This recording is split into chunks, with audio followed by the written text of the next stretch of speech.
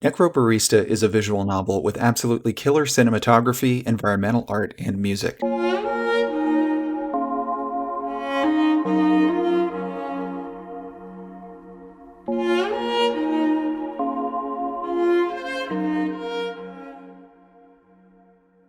This game has vibes, man. Cozy ones. The cafe environment is so well designed, I would line up at Disneyland just for a chance to sit there with a cup of coffee. Character designs are similarly successful. They are what I imagine an old-school LucasArts character designer would come up with if they were committed to creating an anime look. While Arc System Works has achieved more convincing anime aesthetics in their games, they're just about the only company that comes to mind. As smitten as I am with the trappings, Necrobarista is mostly designed around a narrative.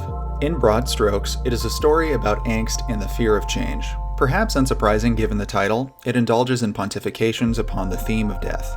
Once I got into the swing of things, I did enjoy the world building. There's a fair amount of lore to parse here, and I wish it were introduced more piecemeal, but what I had managed to retain during my playthrough also seeded intrigue. Mechanically, Necrobarista's narrative design doesn't do a lot to leverage the fact that it is a video game. You're there to observe, absorb, and go away, which aligns much better with the theme of inevitable death than the alternative. For completionists, there's a collectathon to tease out in the form of short, character-focused stories. For a game about reading, it's nice that the collectibles are all stories as well. By the time I had written my more mechanically focused overview, I had the impression that the experience was hampered by lore dumps. After completing the game, unfortunately, I'm not able to say that the character writing completely absolves Necrobarista of its story issues. I don't feel that the characters have distinct enough voices. For the most part, they read as college-aged, whether they're 13, 24, or 200 years old. Necrobarista is not a story with a tense driving plot. It is a slow, mellow story about grief, textured by character moments that are intended to reveal human truths. This puts more demand on the prose and characterizations than there would have been if Necrobarista was in another game or literary genre. But because Necrobarista is a character study, it falls a bit flat. This is more apparent in those aforementioned side stories, which aren't as polished as the main one, so your mileage may vary. While the lore-focused stories are a lot of fun, it's hard to tell what kind of story the side story is going to be before diving into it. In one sense, I'm disappointed. Necrobarista knocks a lot of elements right out of the park, and it dares to explore